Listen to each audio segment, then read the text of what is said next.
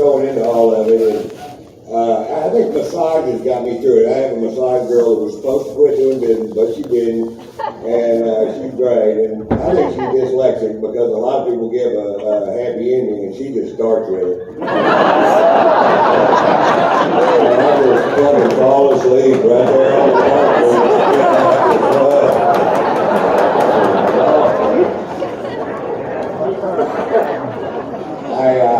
I didn't mind social distancing because I don't like people all up in my face anyway. And you gave me a reason to tell them to back the fuck up. Social distancing wasn't even an issue until my girlfriend wanted me to come on her tits. I'm like, we're going to need a bunk bed and some Hot Wheel tracks. I'll just send the load down there. You do whatever you want to do.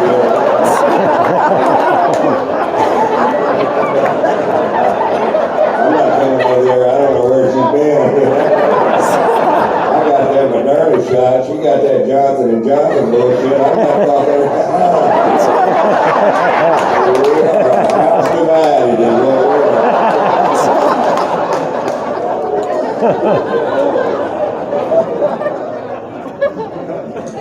what what else did I do during COVID? I bought my son a house so he quit staring at me, waiting for me to die.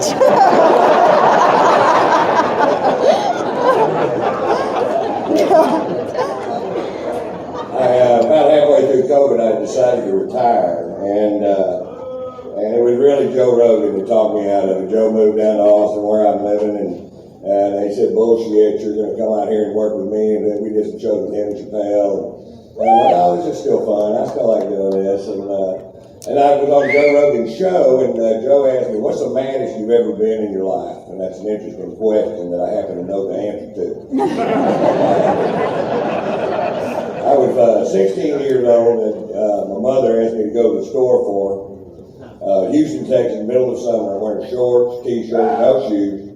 And I get to the Walgreens where my mother sent me, and I opened the car door and stepped straight into a shitty Pampers somebody just threw in my It didn't even fucking matter. It looked like I put a toe in it and went, oh, that's baby shit, pull out.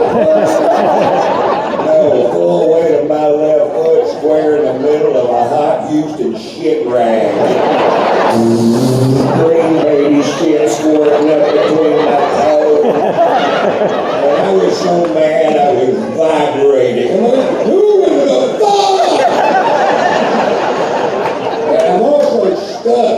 I can't go to Walgreens with my foot covered in green baby shit. I can't even get back in my mother's Torino with my foot covered in green baby shit. I was stuck with one foot in the car, one foot in that shitty bathroom, and I didn't know what to do. You know what I did? Cut my fucking foot off. With a fork I got from Kentucky Fried Chicken. It took 4 hours to keep chopping at it. Broke the bone with a brick. Got that foot in that diaper with a note that said this used to be a perfectly good fucking foot.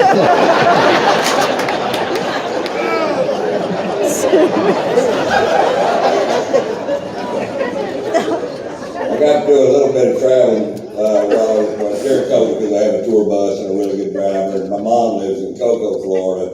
And so we take the trip out there to see Mother, check on her. My mother loves you, by the way. Everything you did for me, you did for her, and she knows that.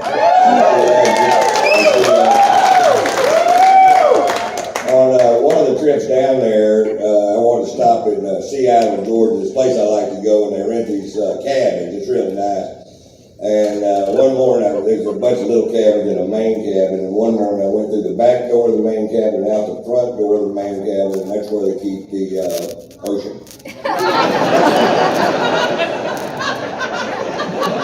Now, the front door of the cabin, they had a hinge screen door, and it was locked with that little hook. Now, I don't know why you'd ever lock a hinge screen door. You're just begging somebody to fuck it up. I went through it like a whale through a tuna net. Busted my ass. I tripped over that bottom rung, chipped a bone in my wrist. And I got up and I asked the lady that worked there, I said, why do you lock the screen door? She goes, it keeps the bugs out, honey. What kind of fucking bugs you got? They can open doors? What do they have, thumbs?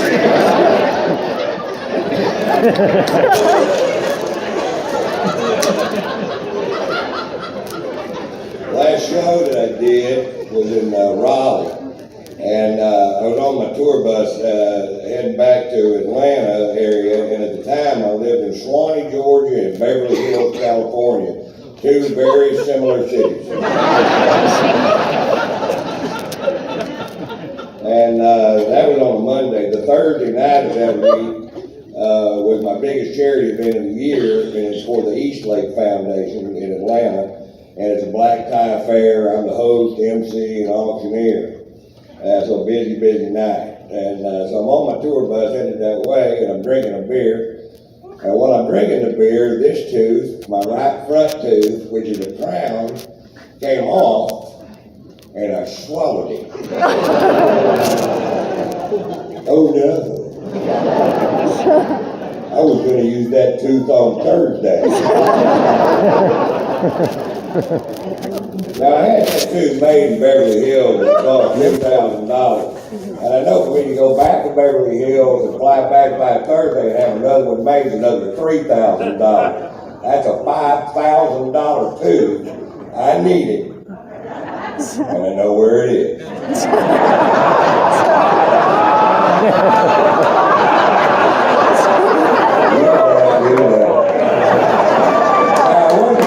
Sure how long it was going to take to get it back, and I'm not sure how the intestines work exactly. And I thought about calling my dentist, but I'm like, what am I going to say to him? Doc, I got a cavity, and I was wondering if you could search it. Any case you find probably the right one. So I Googled swallowed crown. That's what I Googled, and it popped right up, and this is what it said to do. It said, take a newspaper, spread it on the bathroom floor, crap on the newspaper, get a fork, mash two returns with a fork. That's a shitty idea. And I just started thinking, what would be better than that? Something's can't be the best way to do this. And then I started thinking, why wouldn't you just get a strainer? Crap in a strainer, take that to the sink, run water over it. Now you're panning for porcelain.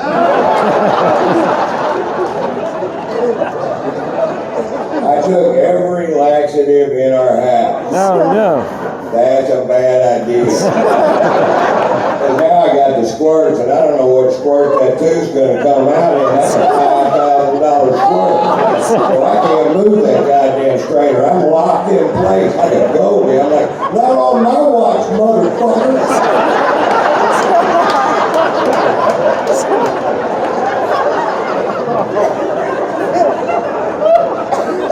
Take two. I've been sitting on this toilet for 24 hours. My legs are numb, my back is sore, my ribs hurt from holding that goddamn strainer. And then I found a better strainer. Remember a big pasta pot with those pull outside? Fucking genius. You can put that right on the toilet, put the sit down part, plop your butt down there, and now I'm hands free. I send you text messages, watching pornography, talking to my mother, not at the same time. 3 hours before that show came on, started, that tooth came out, and I rinsed it off and popped it back. Went on stage with a big old shit eating your ass.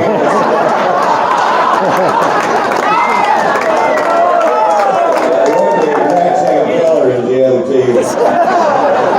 Well, you couldn't tell unless you got close enough to smell my breath.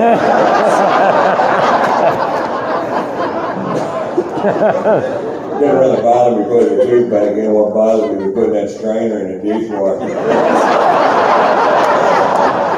That's like nasty. One of the last shows I did was in Bangor, Maine, I was out in Los Angeles. Here's how to get to Bangor, Maine. Take a midnight red out of Boston, and you hire a plane to take you to Bangor, Maine. You never fucking go there. So it's like 11:30 at night, and I'm getting on this plane. It's JetBlue, lay flat, first class. It's the best way to get to Boston. I've been drinking and smoking and having a little party, and I was tired, and I wanted to go to sleep. And I see my chair, and I know it turns to a bed. I'm like, oh, I'm going to sleep on the bed.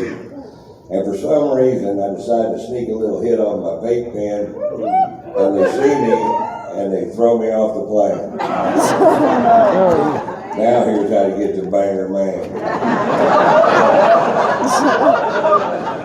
Go home, sleep for 30 minutes, come back, get on a regular American Airlines piece of shit plane. They should have sold it Guatemala at 25 cents. There's an ashtray in the bathroom. How long has that bird been in the fucking sky? 40 fucking years. And I'm in seat 1A, and seat 1B is a grandmotherly grandmama type of person holding a grandbaby type of person. And the grandbaby's crying. And this flight is 6 hours long. And I'm like, how in the fuck did this happen? And across the aisle from her are two of her other grandkids, a 7-year-old girl and a 9-year-old boy. These are two of the most horrible human beings I've ever seen in my goddamn life. They're awful. They're loud and rude as fuck. And they tell the grandmother, just shut up, just shut up. I'm like, what a bunch of assholes. And she apologized to me halfway through the flight. She goes, I know they're terrible. We've tried everything. I'm like, really? You ever waterboard them? Well, that shit works. Take your head, shove it in the toilet, move the strainer first. Shove your head in the toilet, wait for the bubbles to quit coming up. Get your head out, ask them a couple questions. I bet you get the right fucking answer. And the little kid in the grandmother's lap's worse than them. Kicking, screaming, crying. And if everything works out perfect, I get to this show 30 minutes before it starts. And I've got to get some fucking sleep. And I get my headphones out and I put them on. And I eat these little chocolate-covered blueberry marijuana deals unapologetically. There's 5 milligrams of THC in each one, and I am eating them like fucking popcorn.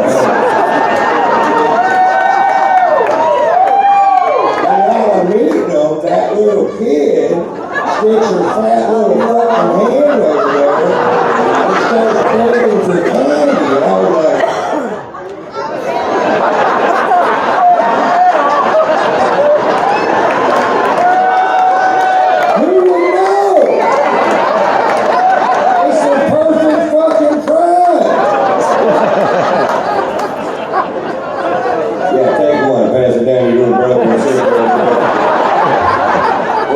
take a little trip to Napa Valley.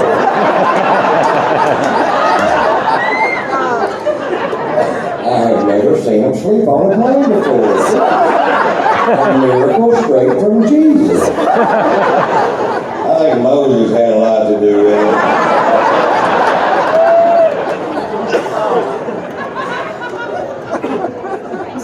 I had this weird dream.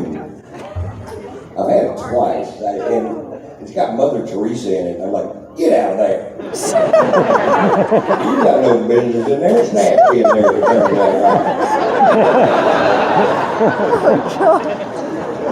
And she's talking to God, and she says something like, God,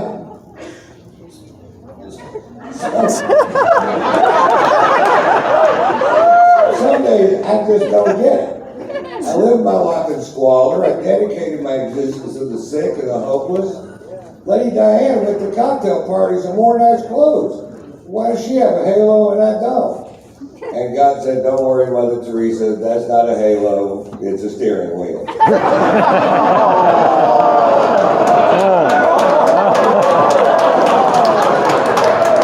22 fucking years.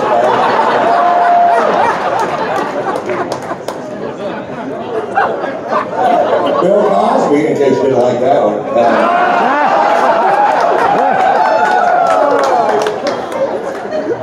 Here's what Bill used to do. Bill would give women drugs, and then when they passed out, he'd have sex with them. But in Bill's defense, he explained to us years ago how much he hates cursing, and no one curses more than a wide-awake woman who's being raped. I'm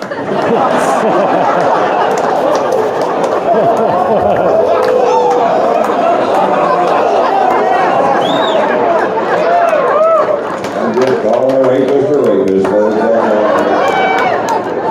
I got ripped by a hooker once in Vegas and nobody gave a shit.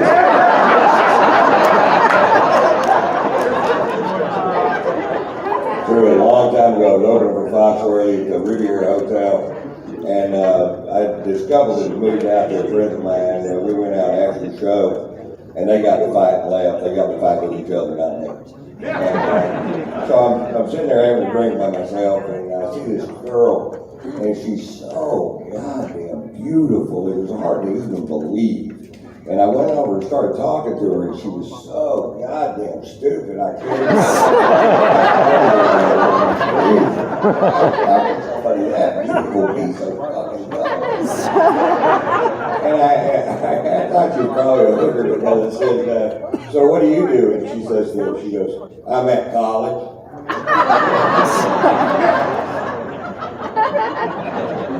Oh, art. And I asked her what she was studying, and she said, well, that'd be the funniest thing anyone's ever said to me that wasn't trying to be funny. She goes, medical and whatnot.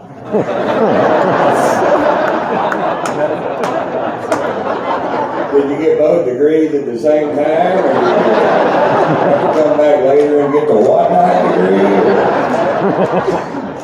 Well, I had to go to the bathroom, and I forgot to put a coaster over my drink, which is what keeps the roofies out. She fucking drugged my ass, man. And later that night, we were going back up to my room, and I'm just bouncing off the walls, and I'm like, what the fuck happened to me? So we get in the room, and I just fucking pass out, and I woke up the next morning drugged, just couldn't get my head off the carpet, still wearing my stage clothes. And I started looking around the room to kind of get the lay of the land, and I noticed that she's gone, my money's gone. Then I noticed there's a plate with the crust of a sandwich. Like, she ate a sandwich? She drugged me and ate a goddamn sandwich? And then I started thinking about the crust of a sandwich. Well, you're a prostitute in Las Vegas, Nevada. You'll put anything in that mouth except the crust of a fucking sandwich?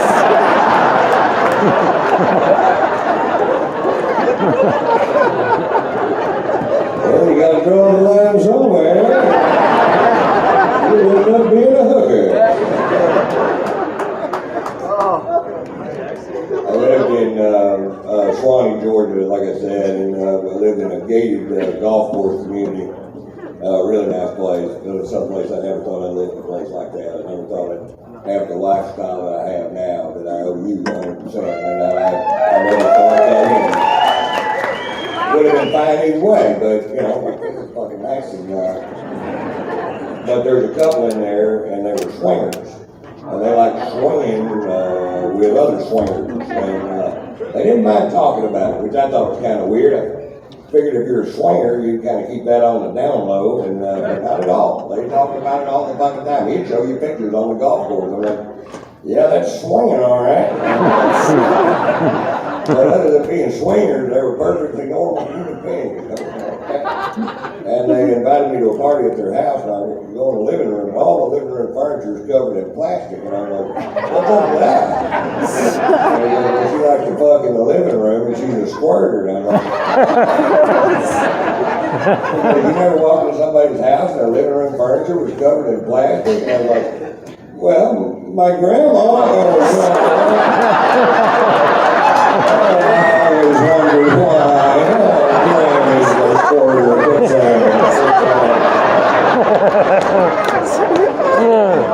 That's okay, we're going to hell anyway.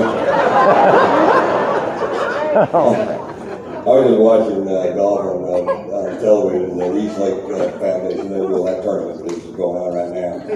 And this commercial came on, and it asked the question, do you have a weak stream? And they sold a drug that would make you pee like you were younger. So if you gave them money, they'd give you back this drug, and you take the drug, you pee like you did when you were young. And like, why wouldn't you just move a little closer to the toilet? Can you put your thumb over the end like a drum? If you take that pill and put your thumb over the end of it, you can take that show to the state fair. Get all your buddies to join in, go to that clown head with the balloon. Get it!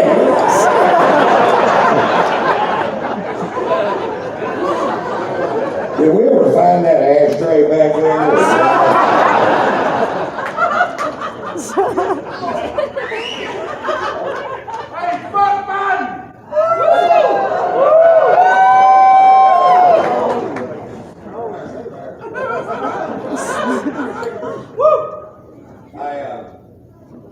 I was just in West Palm, and I was doing these comedy clubs, getting warmed up to do this. This is the first show. This is the first show.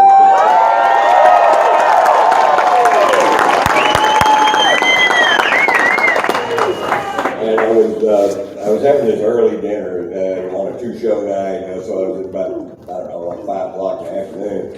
And I was in the bar area of this restaurant, not at the bar, but in that bar area. And there was hardly anybody there, nobody else in there except for this couple that was in there. And I was listening to their conversation because I had no fucking choice. And it was really one-sided anyway, so it was a couple and they were on a Bumble date or a Tinder date or whatever. And I've been on a few of them, so I get it. And this guy is really a good-looking guy, he's really well-dressed, and she wasn't. And I was wondering, what the fuck picture of you did you send this guy to get on this goddamn date? And he is sitting there like this. He isn't saying anything, he's got a smirk on his goddamn like this, and she's just jabbering away. Jabbering about shit she couldn't care less about. He doesn't give a just can't shut up. The kind of chick that can talk around a blowjob. I don't know what you don't get that photo.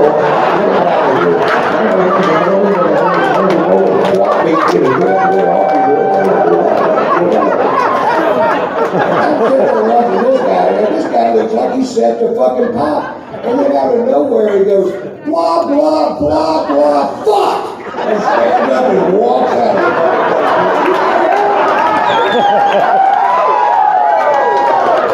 How long did he want to say that before he just blurted it out? Blah, blah, blah, fuck! This is going to be the name of my next album. Blah, blah, blah, blah, fuck.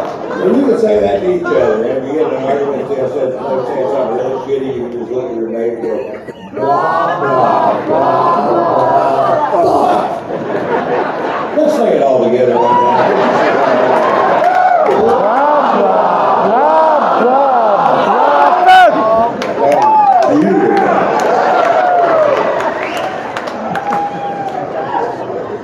I am 64 years old and I know two things to be true.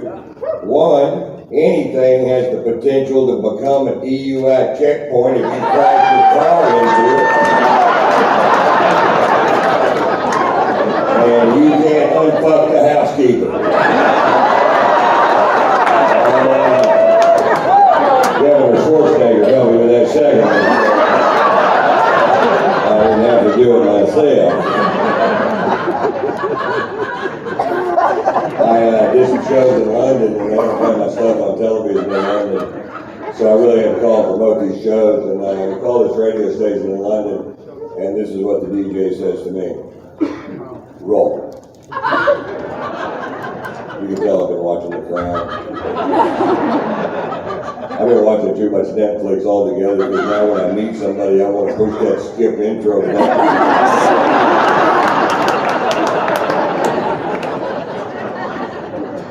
Roll.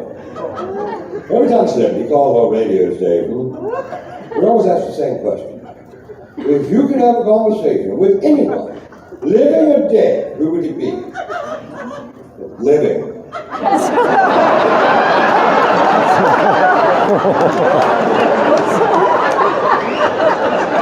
he tried to explain it to me. No, what I'm saying is, you can talk to somebody. Yeah, I fucking get it, dude. I'm trying to make this funny, sell some comedy tickets in a land where they don't play my shit.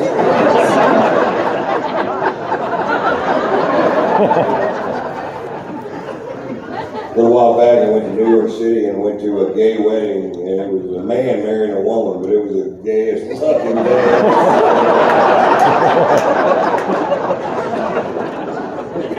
You can get married now if you're gay anywhere in America. That's fine with me. I don't care one way or the other. Get married, don't get married, I don't give a shit. I have tons of gay friends, most of them dancers from Vegas. They're like, we want to get married too. I'm like, you're gonna fucking hate it.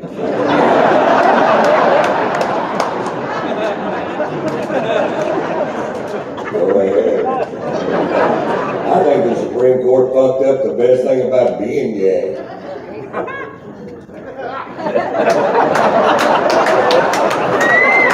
Well, I would marry it, but I can't. I give you half my shit right now, but fuck, I don't make up the rules.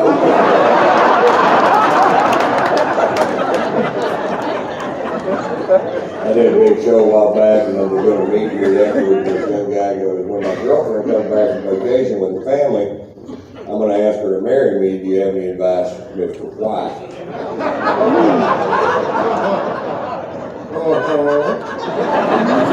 Now, I just gotten off the ugliest phone call I'd ever had with this woman I used to be married to. I'm not anymore. And a lot of divorce is centered around that phone conversation. And I won't get into it because it's just too long, but I'll tell you how the conversation ended, and then you'll know how it went. This is how the conversation ended. She goes, listen, Ron, I'm not trying to be an asshole. And I go, really? You're not even trying?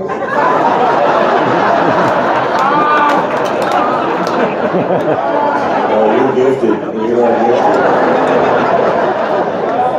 I feel like she misled me when we first got together. When we first got together, she was all about, you know what, I don't ever want to have children. I'm just one of those women that never felt the urge to give birth, and I don't like real diamonds. Because of that blood diamond thing, you know what I like to do? Suck dick and cook. I like to suck dick and cook. That's what I like to do. Like when I'm not cooking, I'm sucking dick. And when I'm not sucking dick, I am cooking. In fact, if there was a way I could suck your dick while I was cooking. If we got a stool and you stood on it, and I could blow you while I'm scrambling some eggs, wearing your fake jewelry, not having a baby, all at the same time.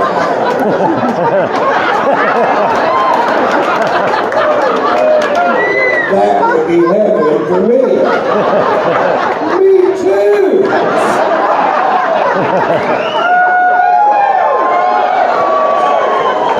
Couple 5 years later, she's on the phone with China trying to adopt a baby. She got a diamond on her finger, looks like a solar fucking heating unit. I'm jacking off, eating a TV dinner.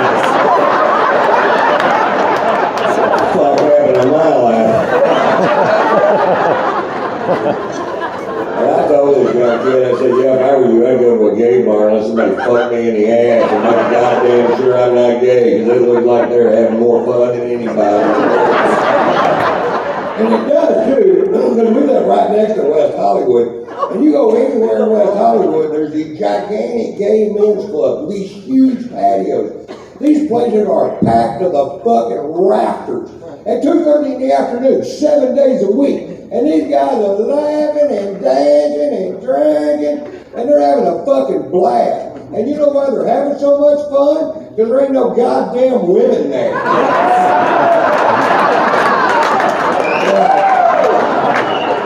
They're doing whatever the fuck they want to do, whatever the fuck they want to do. I got a good idea, Tommy. Let's do a big shot of tequila. You snort some cocaine off my dick, and fuck me right off the dick. And then march off to the bathroom and do exactly that, exactly then. And the reason they can is there's not a woman there to go, well, that's morally wrong, and bathrooms aren't there to clean up the butt. Oh, they beg to differ. I one time, and I changed my mind when it came my turn.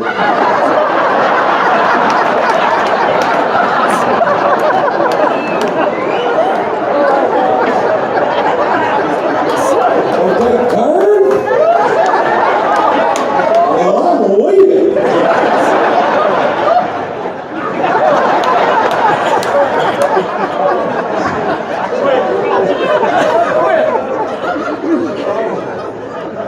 I was doing a show at the comedy store in LA a while back, and this young guy, the comedy store is a pretty big place. It's got 3 rooms, and I just done a 20-minute set in the main room.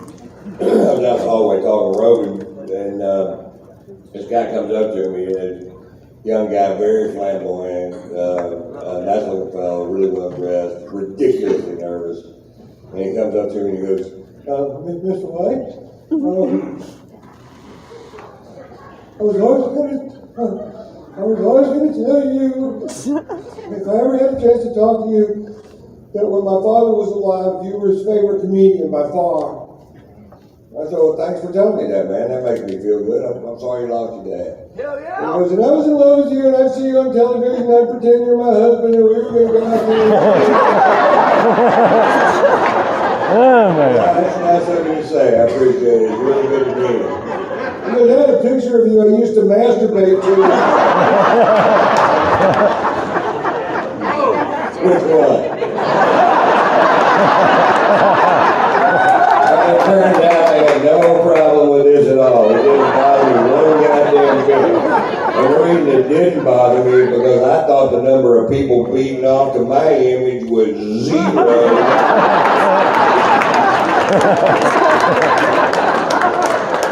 Turns out it's a solid 1. I guarantee you when I leave the house, my girlfriend's not dragging out a headshot, rubbing one on. That's how every fucking day.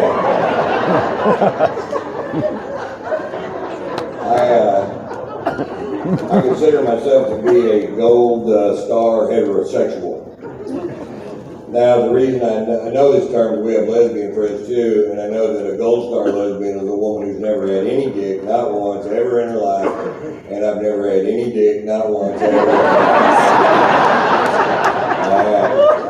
And I know some guys have had 1 homosexual experience or 2 or 10,000. Doesn't make a fuck bit of difference to me. I could not possibly care less. I just never have.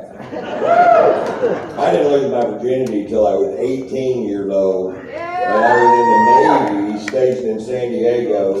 And I lost my virginity to a prostitute in Tijuana, Mexico, who was overweight and her teeth had no general direction or color. But she was well within my budget.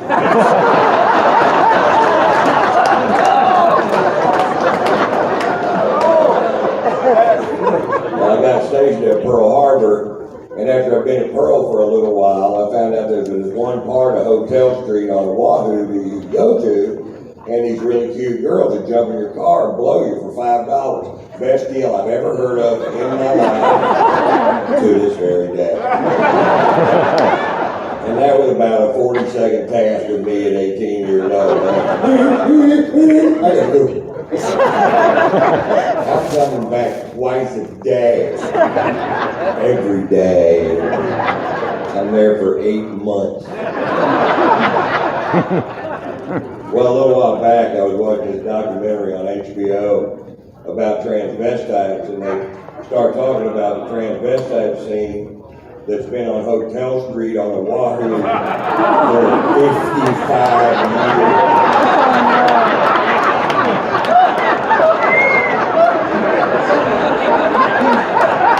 Dudes? I had 150 dudes suck my dick? Oh, man. Jesus.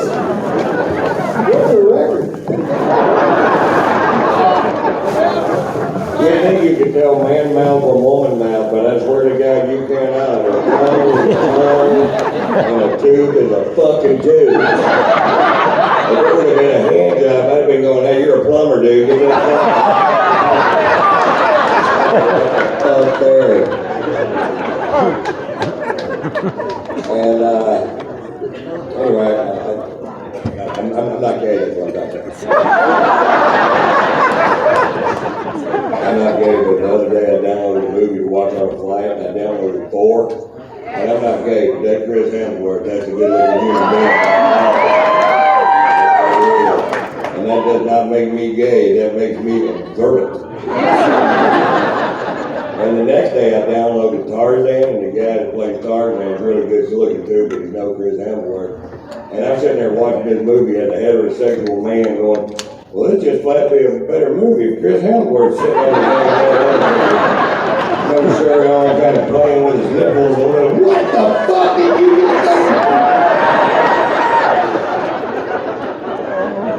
And the next day I downloaded The Help, and I was like, oh, Chris is a young black woman, but it was, what is that, an apron? What is up with you and Chris Hemsworth?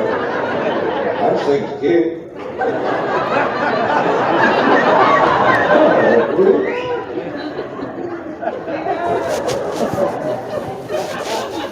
And I think that's why I was in bed with her.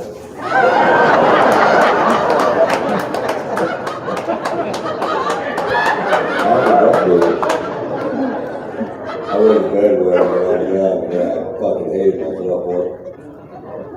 I thought it was the worst thing you could be. I wasn't promoted to be that great a thing by the people watching the sheets every fucking night. And I would never spend the night in anybody's house or anything. I was always worried somebody would find out. And it went on for fucking ever. And when I was like 11 years old, my parents out of desperation bought this product called a Wheeler. And what the Wheeler is it's a little blue pad you put in bed with the bedwetter, and there's an electrical cord you plug into the wall, and it sends a current, electrical current to that pad, and when you wet the bed, it shocks your little fucking dick. Great, now I shit the bed.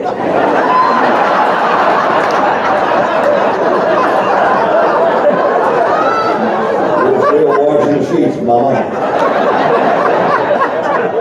What it was, I went 2 months before I went to bed, which beat my old record by a month and 29 days. And my best friend, Joe Payne, called me and asked me if I wanted to come spend the night at his house. And he said my other best friend, Danny Davidson, was going to be there. And I'm like, I don't went to bed anymore. I'm free to move about the cabin. And I've been to Joe's house plenty of times. We lived right around the corner, but just never spent the night. He had bunk beds in his room. He slept in the top bunk. Danny slept in the bottom bunk. I slept in a sleeping bag on the floor. And I went the fucking bed. I'm going to tell everybody. Nothing can make this better than one of them went to bed. As an 11-year-old child, I made a conscious decision to piss on Danny Davis. Just to make me look better. That's what a piece of shit I am right there.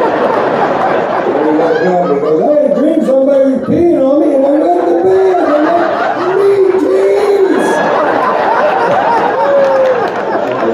Fucking genius, man. And I never told him either. And the way he found out, I was in Austin doing a radio show, and he'd moved there. I hadn't seen him in decades. And I told that story. He called the radio station. They put him through. He goes, you fucking pissed on me, man!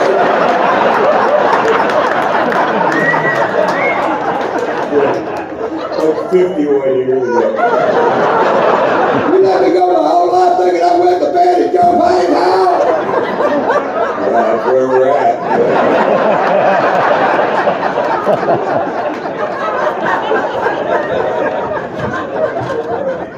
I was just up in Tulsa, and I did this, it was really kind of a meeting at one of the casinos up there in Newell. And I'd never been there before, and they took me to play golf at Southern Hills, which is a great golf course next to the PGA Championship. And they took me back, and I had 2 of these things to do, and I just wanted to get a massage and a nap and a shower in whatever order it makes most sense to you. And they took me in the back of the building, which they always do, and that's where the spa was. And I said, let me go ask them about this. They said they had 1 massage left in 8 minutes, but don't want to out back. And I got a shower, and I'm nasty. They go, we got it. Next time, everything else. And I go find my locker and open it up, and I take off my nasty golf clothes, throw them in there, get my robe, my rubber shoes, go find the shower, and they have what they call a shower suite. So one curtain you open up, that's where you take off your robe, and the other curtain you open up, that's where the shower is. I go in there, I'm looking around for the knob to turn on the shower, and guess what? There's not one. There's a computer screen. And I touch it and it lights up and I'm like, motherfucker. And I put the goddamn robe back on, get my goddamn rubber shoes, go find that locker, unlock it, get my fucking reading glasses.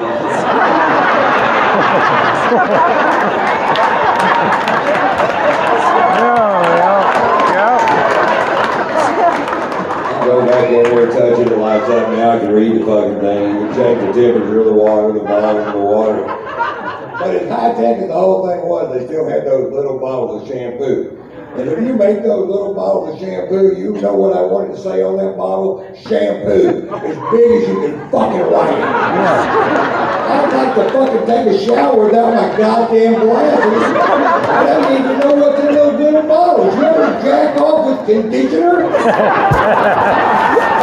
Fuck yeah, you have, or you wouldn't have laughed.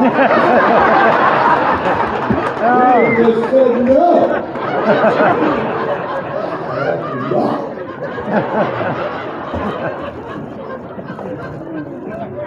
There's a spa near where we live in Beverly Hills, and it offers treatments that I've never heard of. One of these treatments is a thing called anal bleaching. I'll give you a second to get your arms around that. Now, I've never walked in the doors of this place, and I don't know exactly what they're up to, but apparently, some people are really unhappy with the color of the old bone hole. So unhappy, they're willing to bleach it until it becomes a more desirable color. Now, I don't know if they have a color in mind when they start, or you just bleach it, get whatever the fuck you get, or if there's some paint chips and a tray of Smile Bright, you just spread your ass cheeks, walk into a tray of solution for a limited amount of time for a desired result.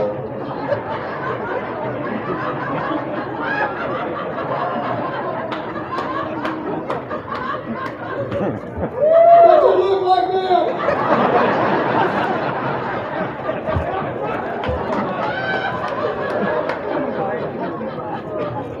I don't know.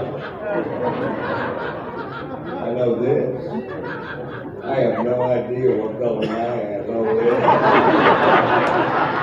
I don't have that kind of mirror or that kind of friend.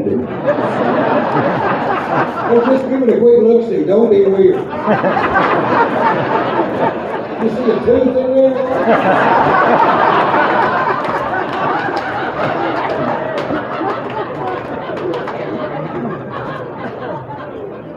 Another service that they offer at this spa is a thing called vaginal rejuvenation. Okay. Now, I find it strange that vaginal rejuvenation is fine, yet it's illegal to roll back the odometer on your car.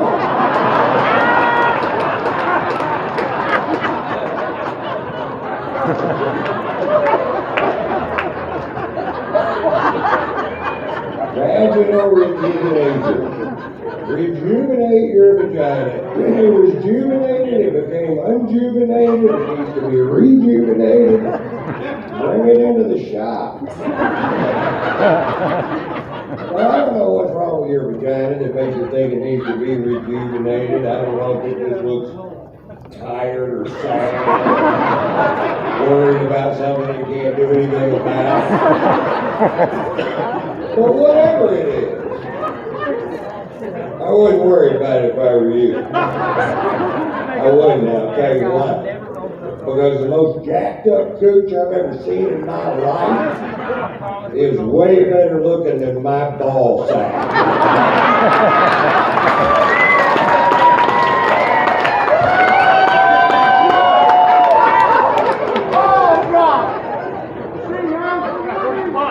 And I don't have the answer to a lot of life's questions. Or any. Finally enough, I do have a suggestion for this. Ladies, if you don't like the way the cooch is looking, before you go to something that extreme, try this. Quit trimming it for a year and just do a comb over. From the big lip to the little lip, right over the lip, tuck in the meat curtains if you got them. Get some grilled cream and some dippity doo and just set it and forget it. Just set it and forget it. We're shutting her down. We're closing the shop. I also do children's parties. Seriously, I'll come over with a horse and shit.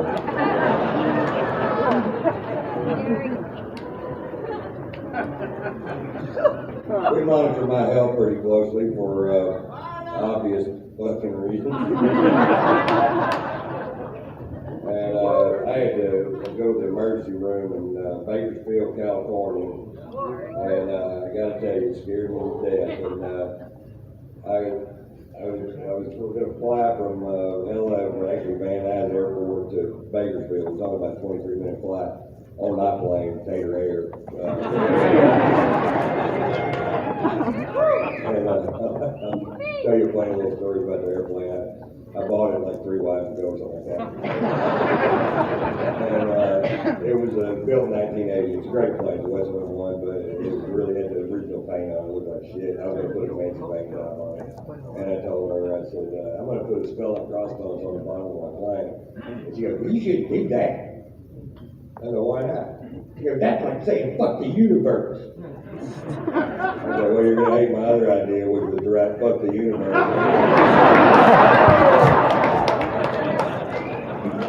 Anyway, I'm waiting to get on this plane. I feel this lump on the side of my neck. And it's painful to touch it. It feels hot. I'm like, I wonder what the fuck that could be. And I've never happened to me before.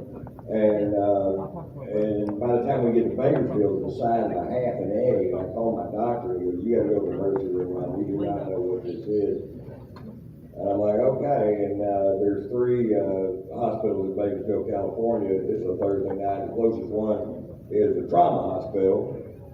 And guess what Thursday night is at the trauma hospital in Bakersfield, California? Oh, it's prisoner night. Lovely. So there's 25 of these fucking tatted up thugs handcuffed to fucking chairs, just scowling at me. Yeah. And I'm like, Jesus Christ, this day can't get any worse. Oh, good, They put me in a bed in the emergency room, and they give me a Dilaudid, or I had one of them. But anyway, I took it, and I was waiting to start feeling better, and then they put one of those prisoners in the bed right next to mine, and this guy is screaming like somebody is stabbing him in the fucking ribs and turning it as loud as he can fucking scream. And I go, well, this day can't